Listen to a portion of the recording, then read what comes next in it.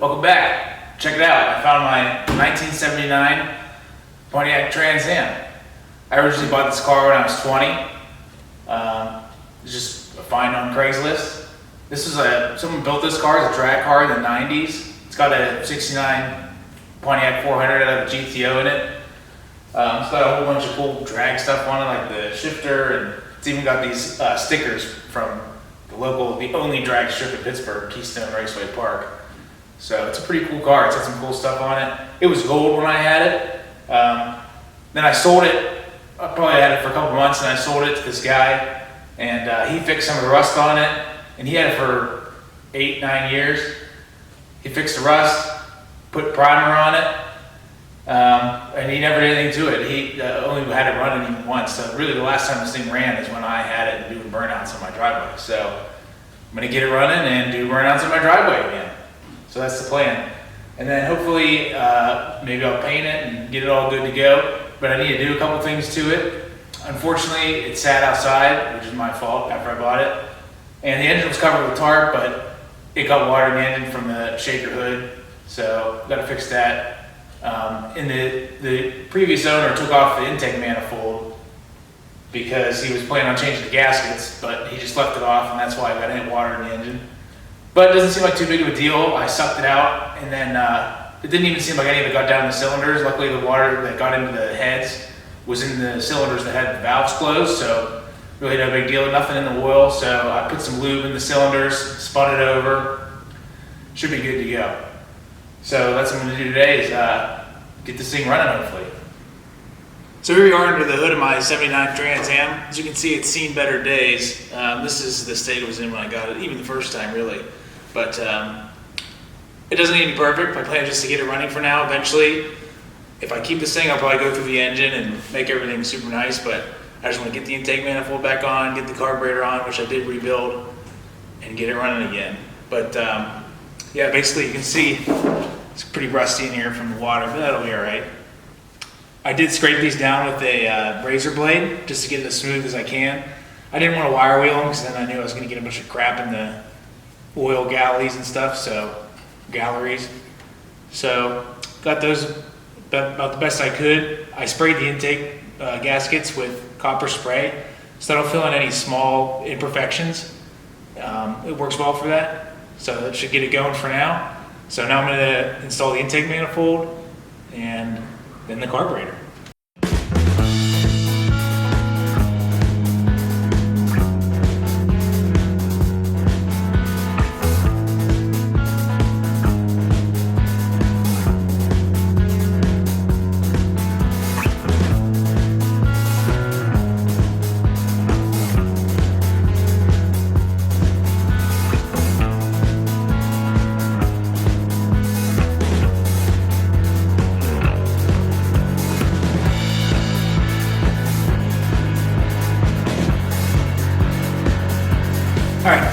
Got the intake manifold on. I had the wrong bolts. I found new bolts, and they were the right thread, but they were obviously way too short.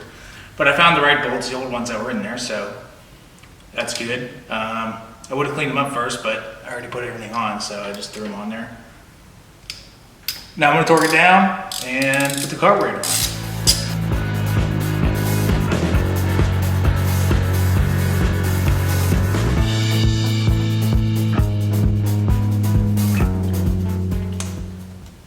This one stud here is kind of messed up, and this was stripped out, but I put a tap in there and got it cleaned up, and then so hopefully the nut is stuck on the stud too, so try to put that in with the nut on it.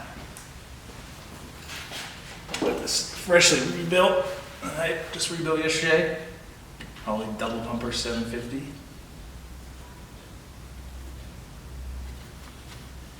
This in the way, all looks good.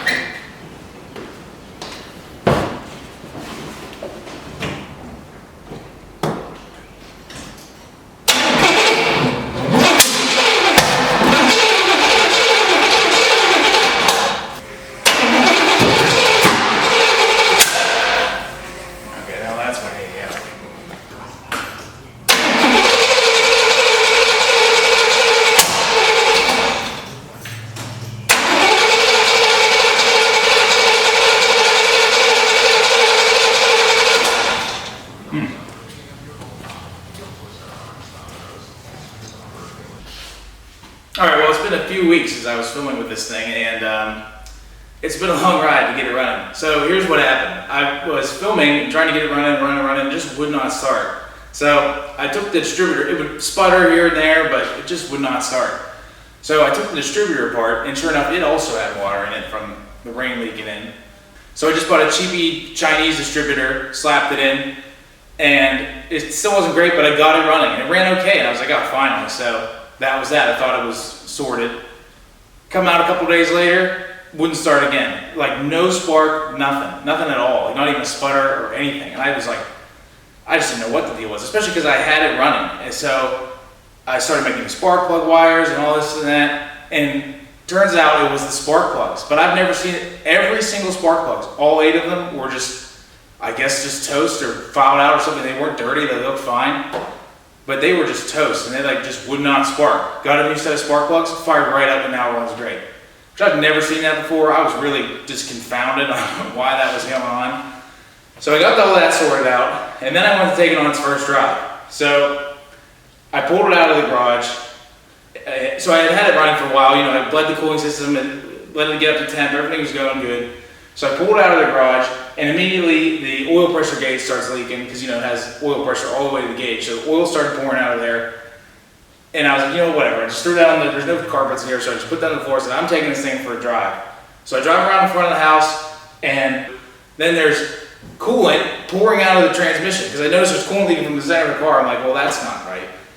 So I pull it back in the garage, put it up on the lift, and it turns out that, on this car, the trans core is inside the radiator, and that must have failed, and it was just pumping coolant right in the transmission. Luckily, I caught it, so I pulled it in, drained all and I just put, you know, $60 worth of trans fluid in it. So I drained all that out, put another $60 worth of transmission fluid in it, bypassed the radiator, put a aftermarket transmission cooler on it, put new gauges in it, so oil pressure wasn't leaking everywhere. And then finally, oh, not only this, I went to change the oil, and the oil filter would not come off. I think it's because the headers are wrapped around it so tight, but I had to take the whole mount, like what the oil filter screws onto, unbolt that from the block. I had to put it in the vise to get the oil filter off because it was just on there so tight. I mean, I tried everything, screwdriver through it, every oil truck in the book, it was just shredding. So that was another whole day of something that should have taken 10 minutes. So I finally got it running. So now it is running, driving. The interior is still a mess, but that's okay. It does burnouts. And man, what a long journey. But it's here, it's good to go. The funny thing is, the first time I found this car, it was sitting for 15 years, and I fired it up within like an hour. And now this time, it's been sitting for 8 years, and it's been no other. But then if you think about it, it really wasn't driven at all between that period of when I had it running 8 years ago and now. So it really has just added 8 years onto the 15 years. So everything's a mess. But it's going good now. It runs, it doesn't leak very much, it shifts great, does burnouts. It actually drives way better than it looks. Like this interior is gone, but it drives down the road perfectly good. I think this thing has some crazy gears in it because 50 miles an hour is like 3,000 RPM in third gear. So when I originally bought this car, the dude I bought it off of, who was a little older than me, but he had it for like a month and he didn't know what to do with it. He couldn't get it running. He told me, the guy he bought it off of told him that this had a Pontiac 400 out of a 69 GTO. Now, I never even looked into it, and I was like, oh, maybe. And I said that at the beginning of this video, but since then I've looked at the numbers. I found the numbers on the front of the block, and then there's casting numbers on the back of the block, which I'll put on the screen.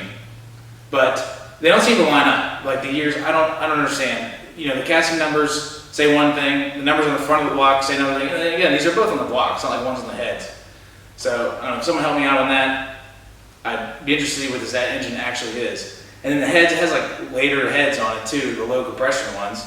But this thing isn't slow, so I'm not sure what the deal is. Obviously it has some ridiculous cam in it, which is cool. But it's definitely not a 69 GTO engine, at least I'm 95% sure, which I kind of figured anyways. But I do want to know what engine this is. It's not the original engine that had been on this car, since it had a 403 in it, and this is definitely 400. And it's a different year as far as I can tell from the 79s. It's like a 76 engine or something.